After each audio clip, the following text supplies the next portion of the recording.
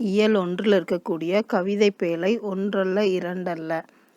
அதோட புத்தக பயிற்சியை நம்ம இப்போ பார்க்க போகிறோம். சரியா? முதல் பார்த்தீங்கன்னா ஆசிரியர் குறிப்பை பார்க்க போகிறோம். ஆசிரியர் இப்பாடலோட ஆசிரியர் யார் அப்படின்னு பார்த்தீங்கன்னா உடுமலை நாராயணகவி. இவருடைய இயற்பெயர் நாராயணசாமி. காலம் 25/9/1899 முதல் 23/5/1981 வரை. சிறப்பு பெயர் பகுத்தறிவு கவிராயர். பணி தமிழ் திரைப்பட பாடலாசிரியர், நாடக எழுத்தாளர். சிறப்புக்கள் கலை மாமணி பட்டம் 31/12/2008 இந்திய அஞ்சல் துறை இவரின் அஞ்சல் தலையை வெளியிட்டுள்ளது. உடுமலைப்பேட்டையில் சிலை மற்றும் மணிமண்டபத்தை தமிழக அரசு நிறுவியுள்ளது. அடுத்த பயிற்சி என்னன்னு பார்த்தீங்கன்னா சொல்லும் பொருளும். முதல் ஒப்புமை. அதோடைய பொருள் என்னன்னு பார்த்தீங்கன்னா இணை. இரண்டாவது அற்புதம், பொருள் வியப்பு. மூன்றாவது முகில், அதோட பொருள் மேகம். நான்காவது உபகாரி, அதோடைய பொருள் வள்ளல். ஐந்தாவது சொல்ல, பொருள் கூற. ஆறாவது தென்றல், தெற்கிலிருந்து வீசும் காற்று. ஏழாவது கவி, கவிஞன் அல்லது புலவன். எட்டாவது அருள், அதாவது இரக்கம். அடுத்த பயிற்சி என்னன்னு பார்த்தீங்கன்னா சரியான விடையை தேர்ந்தெடுத்து எழுதுக. பகைவரை வெற்றி கொண்டவரை பாடும் இலக்கியம் டேஷ். களம்பகம், பரிபாடல், பரணி, அந்தாதி. அந்த 4 ஆப்ஷனில் 3வது ஆப்ஷன், அதாவது பரணி அப்படிங்கிறது சரியான விடை. ரெண்டாவது பார்த்தீங்கன்னா வானில் டேஷ் கூட்டம் திரண்டால் மழை பொழியும். அகில், முகில், துகில், துயில். அதாவது வானத்தில் எது எந்த கூட்டம் திரண்டால் மழை பொழியும் அப்படின்னு கேட்டிருக்காங்க. அது என்னன்னு பார்த்தீங்கன்னா முகில். முகில் அப்படின்னா மேகங்கள் அப்படின்னு அர்த்தம். மூன்றாவது பார்த்தீங்கன்னா இரண்டல்ல என்னும் சொல்லை பிரித்தெழுத கிடைப்பது டேஷ்.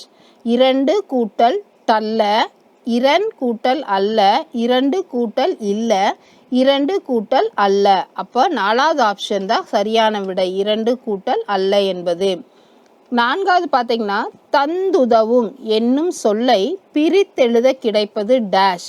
தந்து கூட்டல் உதவும், தா கூட்டல் உதவும், தந்து கூட்டல் தவும், தந்த கூட்டல் உதவும்.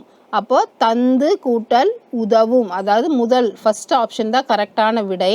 தந்துதவும் அப்படிங்கிறதுக்கு தந்து கூட்டல் உதவுங்கிறது சரியான விடை. 5வது பார்த்தீங்கன்னா ஒப்புமை கூட்டல் இல்லாத என்பதை சேர்த்தெழுத கிடைக்கும் சொல் டேஷ் அப்படின்னு கொடுத்துருக்காங்க. ஒப்புமை இல்லாத, ஒப்பில்லாத, ஒப்புமை இல்லாத, ஒப்பில்லாத அப்படின்னு கொடுத்துருக்காங்க. அதில் பார்த்தீங்கன்னா ஒப்புமை இல்லாத ஈ வருது இல்லையா, அதுதான். அப்போ அந்த ஈ ஆப்ஷன் சரியான விடை அப்படின்னு சொல்லியிருக்கிறாங்க. அடுத்த பயிற்சி என்னன்னு பார்த்தீங்கன்னா குருவினா. இதில் கொஞ்சம் ஷார்ட்டாக எழுதுறதா என்னன்னு சொல்லுவோம், குருவினா அப்படின்னு சொல்லுவோம். அதில் 2 கொடுத்துருக்காங்க, அது என்னன்னு நம்ம பார்க்கலாம். தமிழ்நாட்டின் இயற்கை வளங்களாக கவிஞர் கூறுவன யாவை?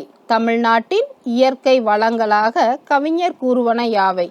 தமிழ்நாட்டில் வீசும் தென்றலின் தேன்மணம் கமலும், சுவை மிகுந்த பழங்களும் தங்கம் போன்ற தானிய கதிர்களும் விளையும். தமிழ்நாட்டின் நன்சை நிலவளமும் ஒன்றிரண்டல்ல பலவாகும் அப்படின்னு சொல்லியிருக்காங்க. மறுபடியும் சொல்ற கேளுங்க. தமிழ்நாட்டில் வீசும் தென்றலில் தேன்மணம் கமலும், சுவை மிகுந்த பழங்களும் தங்கம் போன்ற தானிய கதிர்களும் விளையும். தமிழ்நாட்டின் நன்சை நிலவளமும் ஓரிரண்டல்ல பலவாகும் அப்படின்னு சொல்லியிருக்காங்க. 2வது வினா என்னன்னு பார்த்தீங்கன்னா ஒன்றல்ல இரண்டல்ல பாடலின் இடம்பெற்றுள்ள வள்ளல்கள் குறித்த செய்திகளை எழுதுக அப்படின்னு சொல்லியிருக்காங்க.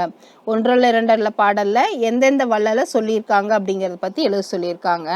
முல்லைக்கு தேர்தந்த வள்ளல் வேள்பாரி. முல்லைக்கு தேர்தந்த வள்ளல் வேள்பாரி. புலவரின் சொல்லுக்கு தன் தலையே தர துணிந்தவன் குமணவள்ளல். புலவரின் சொல்லுக்கு தன் தலையே தர துணிந்தவன் குமணவள்ளல் அப்படின்னு சொல்லியிருக்கிறாங்க.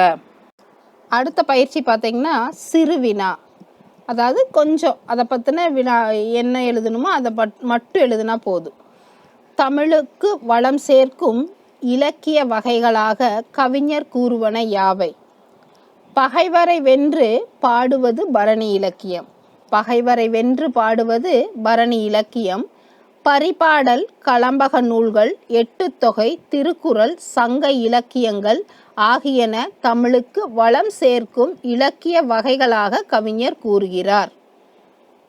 மறுபடியும் சொல்ற கேளுங்க. பகைவரை வென்று பாடுவது பரணி இலக்கியம். பரிபாடல், கலம்பக நூல்கள், எட்டுத்தொகை, திருக்குறள், சங்க இலக்கியங்கள் ஆகியன தமிழுக்கு வளம் சேர்க்கும் இலக்கிய வகைகளாக கவிஞர் கூறுகிறார்.